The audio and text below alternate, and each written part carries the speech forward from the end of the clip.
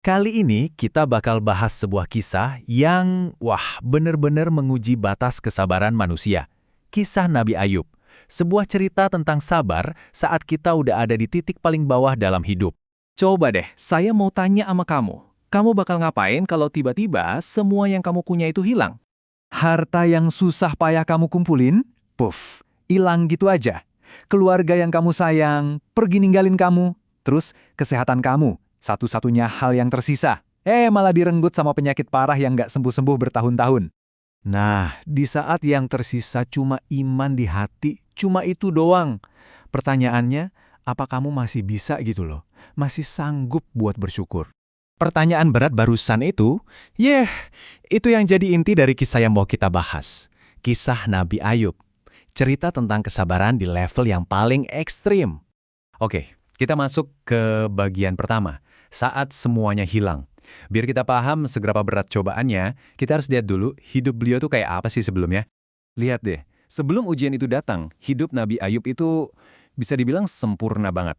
Hartanya melimpah, keluarganya besar dan bahagia, badannya sehat walafiat. Tapi poin kuncinya bukan di situ. Poinnya adalah beliau itu hamba yang luar biasa syukurnya.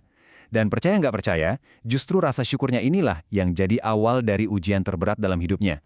Dan boom, ujiannya datang. Coba lihat kontrasnya di sini. Bener-bener kayak langit dan bumi.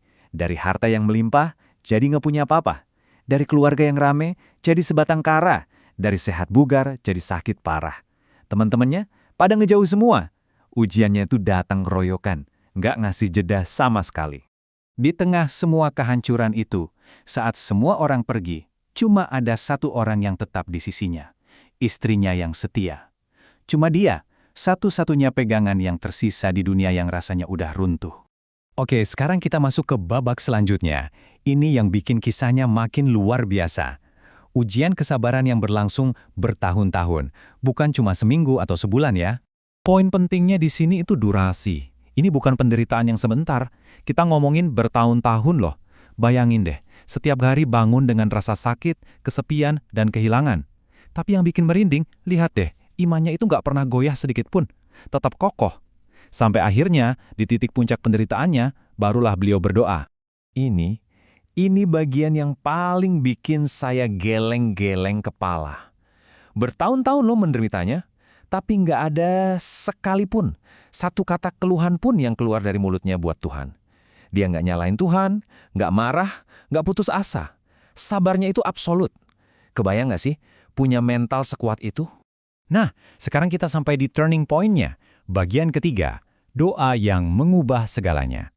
Jadi, setelah sekian lama sabar dalam diam, akhirnya Nabi Ayub berdoa.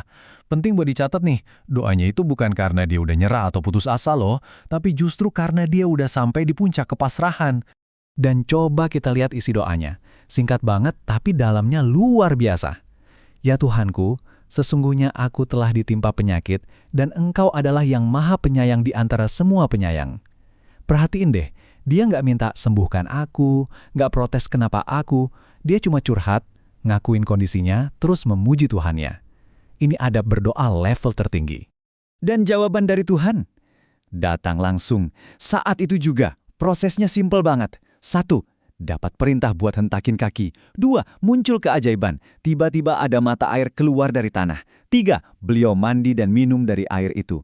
Dan hasilnya, 4. Sembuh total. Saat itu juga, badannya pulih seperti sedia kala. Tapi keajaibannya nggak berhenti di situ.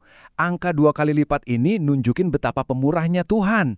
Hartanya bukan cuma balik, tapi dilipat gandakan. Keluarganya diberikan kembali, bahkan lebih banyak. Jadi Tuhan itu bukan cuma mau balikin apa yang hilang, tapi ngasih bonus yang jauh lebih besar. Oke, kita udah lihat ceritanya dari awal sampai akhir. Terus, apa sih pelajaran yang bisa kita petik dari kisah luar biasa ini? Yuk, kita bedah di bagian terakhir. Ada beberapa takeaway penting banget nih buat kita semua. 1. Kalau kita lagi diuji, itu bukan berarti Tuhan benci sama kita ya. Justru sebaliknya. 2. Sabar yang beneran itu bukan pas lagi senang, tapi pas lagi sakit-sakitan pun kita tetap percaya. 3. Cara kita ngomong sama Tuhan lewat doa itu cerminan iman kita. Dan yang paling penting 4, di balik setiap kesulitan yang berat, pasti ada kemudahan yang lebih besar lagi nungguin. Jadi intinya apa? Intinya begini, Nabi Ayub itu kehilangan segalanya. Harta, keluarga, kesehatan, semuanya lenyap. Tapi ada satu hal yang gak pernah hilang dari dia, yaitu Tuhannya. Dan ini mungkin pesan terkuatnya buat kita. Selama kita masih punya Tuhan, kita nggak pernah benar-benar kehilangan apapun.